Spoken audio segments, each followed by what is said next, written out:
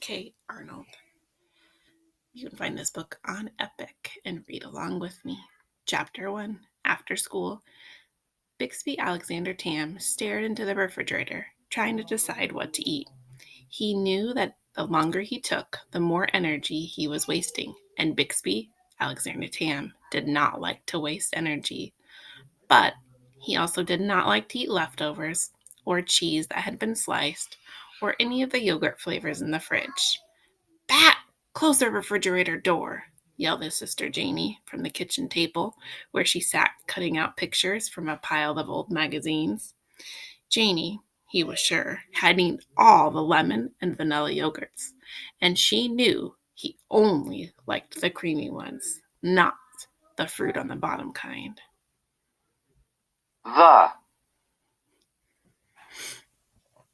Bat was what almost everyone called Bixby Alexander Tam for a couple of reasons. First, because the initials of his name, B, A, and T, spelled bat. But there were many other reasons. Bat's sensitive hearing, for one. He didn't like the loud sounds. What was so unusual about that? And if Janie's old earmuffs happened to make them outstanding muffling device, was it that funny if he liked to wear them? There was also the way he sometimes flapped his hands when he was nervous or excited or thinking about something interesting. Some of the kids at school seemed to think that was hilarious. And of course, bats have wings, which they flap. So between the initials and the earmuffs and the hand flapping, the nickname stuck. And truthfully, Bat didn't mind. Animals were his very favorite thing, better even than vanilla yogurt. "Janie, did you eat all the vanillas?" "Not all of them," Janie answered. She curved the scissors around the bent arm of a boy she was cutting out. "I saw you eat at least 2 or 3 of them." "Did you eat the last vanilla?" "Yes," said Janie. With a final snip, she freed the shiny paper boy. It was delicious. Of course it was delicious. All the vanillas were delicious. "Well," said Bat, closing the refrigerator door a little harder than he needed to, "now there's nothing to eat." "I wouldn't say there's nothing to eat," teased Janie. She knew she wasn't supposed to tease him. "Well, I would," said Bat. "Nothing I want to eat." "Then you must not be very hungry." On Tuesdays and Thursdays, after Mom drove Bat home from school, she had to go back to work for a couple more hours. It was Janie's job to watch Bat. Thursdays were the hardest, and today was Thursday. "Make me a snack," Bat demanded. "Make me a snack what?" "Make me a snack now." "No," said Janie. "Make me a snack, please." "I don't have to say please," said Bat. "Making me an after-school snack is part of your job, and I don't have to say please to get someone to do their job." "You do if you want them to do it well," said Janie, but she pushed back the magazines and stood up. Bat felt his elbows beginning to bend. He felt his hands getting ready to flap. "I'm hungry," he said again. His voice sounded higher. Okay, said Janie. "Don't fly away. I'll fix you peanut butter and jelly." "Without the crust," Bat said. He felt better already.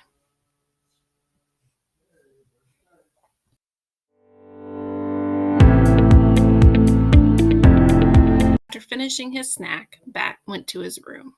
Bat's room was his favorite place in the whole world. In his room, Bat felt completely comfortable. Here he knew where everything was. If something was in the wrong place, it was his own fault, because no one messed with his room but him. In the rest of their small house, Bat's mom and sister knew to put anything that needed to go to Bat's room in one of 3 baskets: his clean laundry basket, his book basket, and his miscellaneous stuff basket.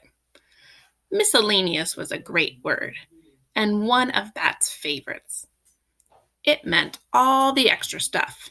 So the miscellaneous stuff basket could have almost anything except clean laundry and books in it. When the baskets were full, Mom placed them in the hallway outside Bat's door. He took them into his room and unloaded them himself. Once Mom had tried to reorganize his dresser drawers because she thought he could use some help. After, when he was so upset he couldn't even speak, she said, "I'm sorry, Bat, but your drawers were just a mess. Your hat's mixed in with your pants and sweaters. I don't know how you find anything." But the drawers weren't a mess. Not at all. If Mom had looked more closely, she would have seen that his knit caps were in with his long pants and his sweaters, because he always wore those things together on cold days. Shorts and t-shirts were in another drawer because he wore those things together on warm days. "But what about this drawer?" Mom had asked, pulling open the bottom right drawer, which held a pair of pants, a wool sweater, and 2 t-shirts. "Those are things I never wear," Bat told her when he finally calmed down, "because they're itchy and uncomfortable." Then Mom cut the tags out of the t-shirts, and Bat moved them to the warm days drawer. After that, Mom left him to his own devices, as she liked to say. Once in his room, Bat closed the door.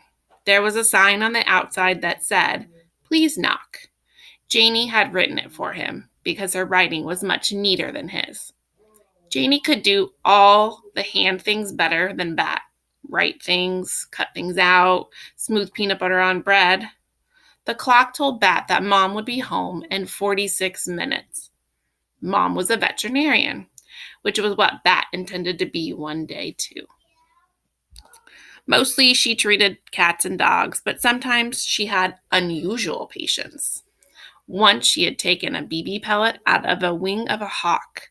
The pellet had broken one of the bones, and Mom had done surgery to mend it. She brought home x-rays to show Bat. "Why would anyone shoot a hawk?" Bat had asked. "Do you think they were going to eat it?" "No," said Mom. "Sometimes people do stupid things." She had been very angry about the hawk, angrier even than when Bat and Janie got into loud screaming fights. Seeing the x-ray of the hawk's broken wing made Bat angry too, but his room always made him feel better. It had a roll-down bamboo window shade and a fine closet full of shelves and a pull-out trundle in case someday a friend came to spend the night. It had a ceiling fan and a reading lamp and a rug with a picture of a train track printed on it. Bat felt like looking through his animal encyclopedia, which he often did after school, so he pulled it down from the bookshelf and dropped comfortably into his beanbag. His stomach was full of sandwich, and Mr. Grayson hadn't assigned any homework. For this moment, at least, Bat felt perfectly content. Fine.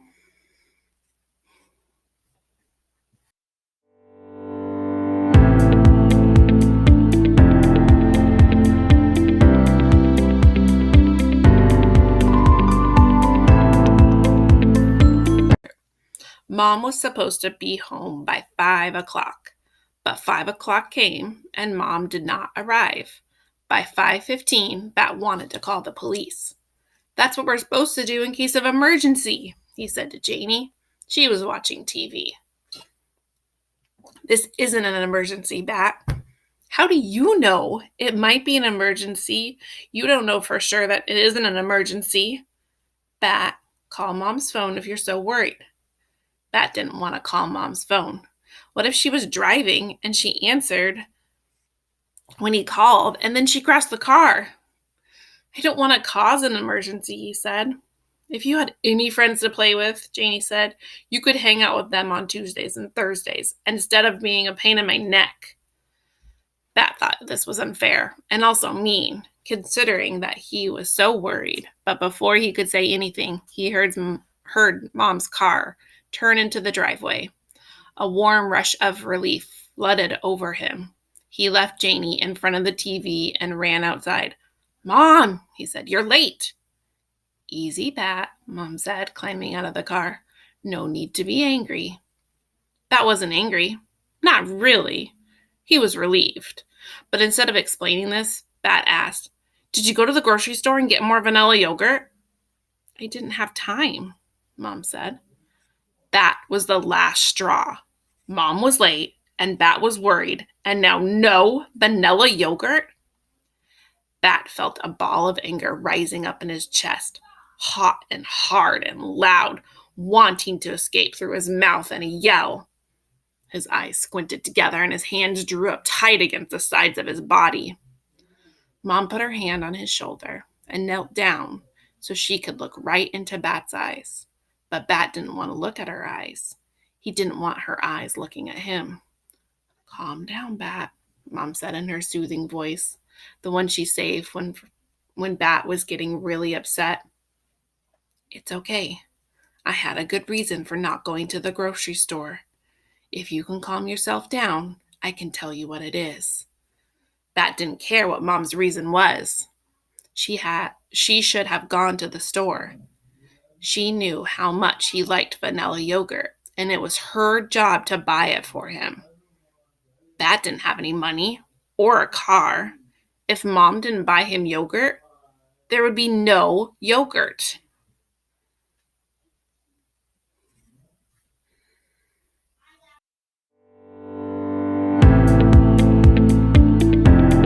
Animal, a baby animal. Chapter 4. Is it a... "What kind of animal?" asked Bat. "You'll see," Mom answered. She walked around to the back of the station wagon and opened the door. "Is it a puppy?" asked Bat. "You'll see," Mom answered, taking out a cardboard box with air holes poked into the top. "Is it a kitten?" Bat asked as he followed her to the front door. "You'll see," Mom answered. "Is it a duckling?" Bat asked as he bounced up and down, hands flapping excitedly. "You'll see," Mom answered. "Open the door for me, okay?" Bat pushed open the front door. "Is it a hoglet?" Mom laughed. "Where would I get a baby hedgehog?" "I don't know," Bat said. Then he had an awful idea. "Is it a baby human?" Mom walked into the living room. Janie, still watching the TV, called out, "Hey, you're late." "I know," Mom said to Janie. And then she said to Bat, "Bat, honey, I wouldn't put a baby human in a cardboard box. And anyway, would a baby human be so bad?" "Yes," said Bat firmly. "Well, it's not a baby human," said Mom. Now Janie was interested. She got up to have a closer look. "What's in the box?" she asked. "Mom brought home a baby animal," Bat yelled in a rush, trying to be the one to tell Janie, and that way she'd know that he had known about it first. "Geez, Bat, don't scream in my face. 12 inches, remember?" Bat was supposed to stay at least 12 inches away from Janie when he talked to her. She didn't like it when he got too close. There were lots of rules when it came to Janie. How did you do on that math test?" Mom asked Janie. "Did the chart we made help?" Bat bounced up and down on the balls of his feet, pulling the collar of his shirt into his mouth and sucking on the fabric. They were going to talk about a math test now? "Mom," he groaned. Okay, she said. "We can talk about math later. Come on, let's go into the kitchen. There was someone I'd like you to meet."